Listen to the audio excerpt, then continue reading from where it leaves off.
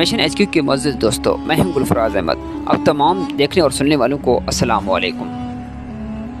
अगर आप हमारे चैनल पर न्यू हैं तो हमारे चैनल को सब्सक्राइब कर दीजिएगा और उसके साथ बेल आइकन को भी ज़रूर दबा दीजिएगा ताकि हर नए आने वाली वीडियो आप तक जल्द पहुंच सके।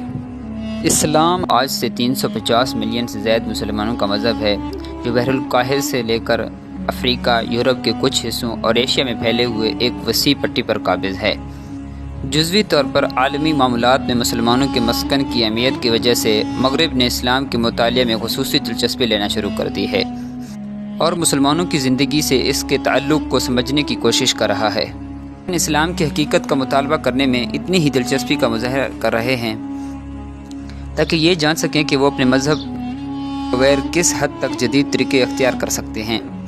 हालिया दिनों में मुसलमानों में दो जमातें रही हैं। एक ये कि महज़्ज़ब की खातिर कुर्बान किया जाए।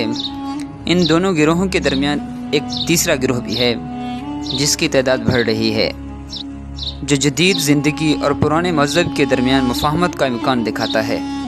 लेकिन इससे पहले कि हम रवायती मज़हबी और जदीद दुनिया में ज़रूरियात ज़िंदगी के साथ हम आहंग करने की कोशिशों का तजर्बा करें, एक मुसलमान होने के नाते मैं कोशिश करूँगा कि खाका पेश करूँ कि इस्लाम के तमाम मकातिब फ़िक्र उसके बुनियादी उसूलों के तौर पर कबूल करते हैं।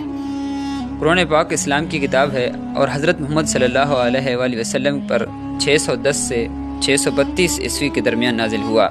इसमें 114 सूरतें हैं जिनमें 6000 आयात हैं। हमें मालूम होता है कि इस्लाम उन लोगों की तरफ मंसूब था इब्राहीम अलैहिस्सलाम के ज़माने से लेकर हज़रत मोहम्मद सल्लल्लाहु अलैहि वसल्लम के ज़माने तक वाहिद खुदा पर ईमान रखते थे।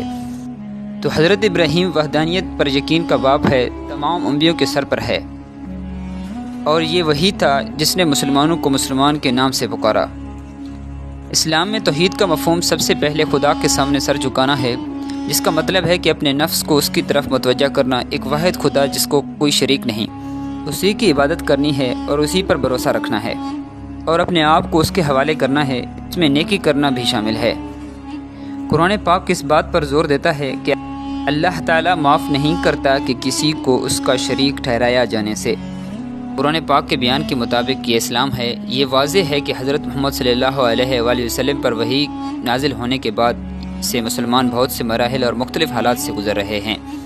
इस्लाम का खुसूसी पैगाम दो गुना है। ये सबसे पहले पिछले अंबिया के तमाम पैगाम को मुकम्मल करता है।